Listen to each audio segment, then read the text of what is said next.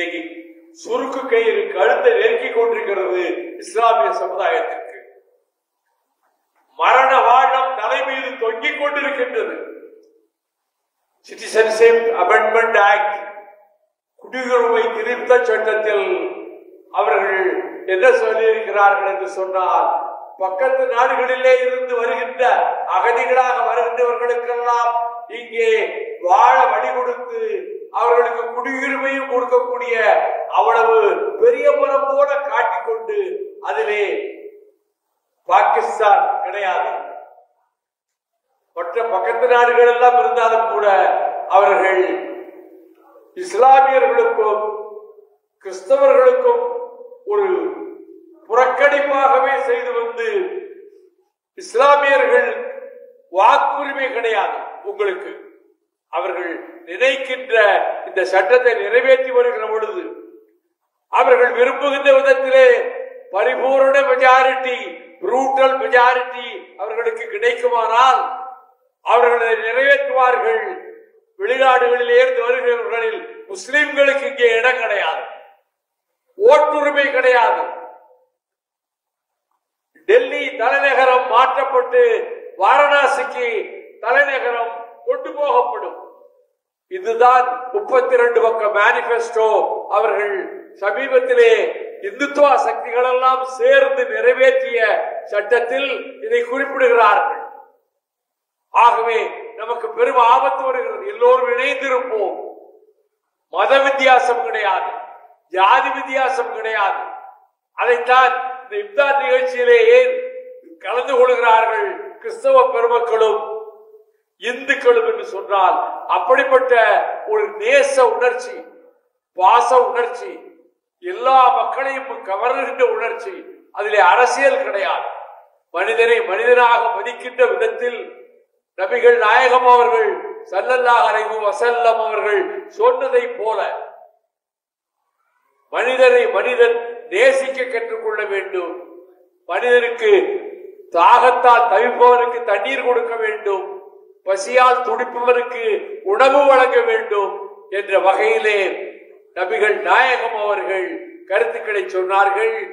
ஐரா குகையிலே அவருக்கு இடத்திலே அங்கே ஜிப்ரீல் வந்து இந்த திருக்குர்ஆன் வசனங்கள் அவர் மீது இறக்கி வைக்கப்பட்டு அது இன்றைக்கு உலகம் பூராவிலும் இஸ்லாமினுடைய ஒரு புனித புத்தகமாக, இஸ்லாமியர்கள் வழிபடுகிற புத்தகமாக இந்த திருக்குர்ஆன் விளங்குகிறது.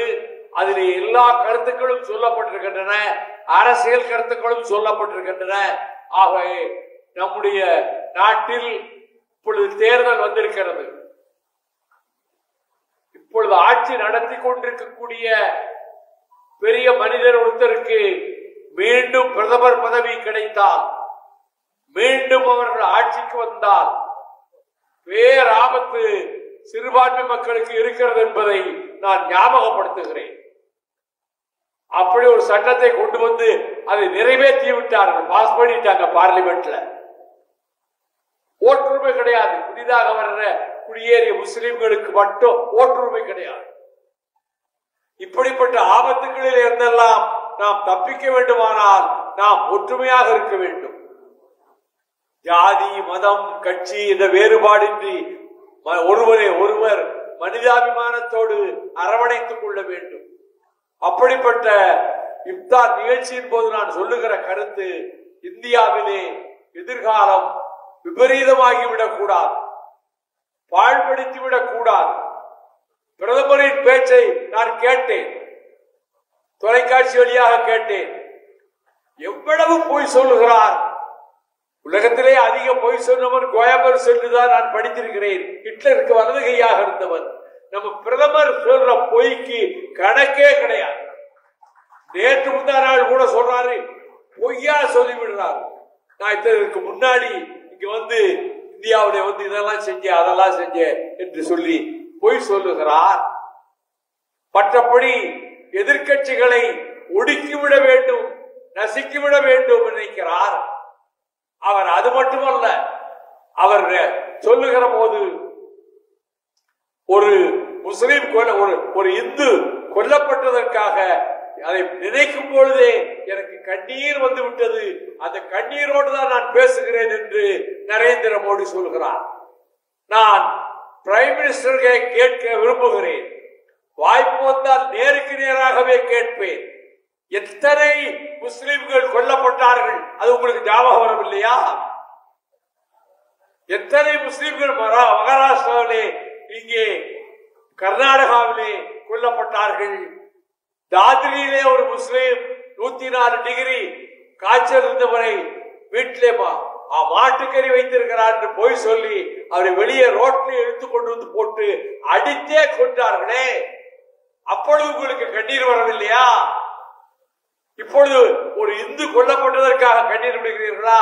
நான் அந்த இந்துவுக்காகவும் கண்ணீர் விடுகிறேன், என் சகோதரர் முஸ்லிமுக்காகவும் கண்ணீர் விடுகிறேன் என்றால் எல்லோருக்கும் பொதுவானவர் என்று அர்த்தம். ஆனால் அவர் தன் மனதிலே இருக்கக்கூடிய விஷத்தை எல்லாம் வெளியே கொண்டிருந்த விதத்திலே பேசி இருக்கிறார். இனி மீண்டும் ஒருமுறை இந்த பதவிக்கு வந்தால் இதைவிட கொடுமைகள் நடக்கும். காஷ்மீரை தீர்த்து கட்டி விட்டார்கள். ஜம்மு காஷ்மீரை 3 துண்டுகளாக்கி விட்டார்கள். யூனிஃபார்ம் சிவில் கோட் ஒரு மாநிலத்திலே நிறைவேற்றப்பட்டு விட்டது. அடுத்து இந்தியா பூராவுக்கும் சிவில் கோட் யூனிஃபார்ம் கொண்டு வரப்பட்டால் இஸ்லாமியர்கள் 1000 ஆண்டுகளாக பின்பற்றி வந்த அந்த முறைகள் என்னாவது, அந்த மரபுகள் என்னாவது, அந்த சட்டங்கள் என்னாவது, அதையெல்லாம் இஸ்லாமியர்கள் விட்டுவிட வேண்டுமா? பேராபத்து இருக்கிறது இல்லை.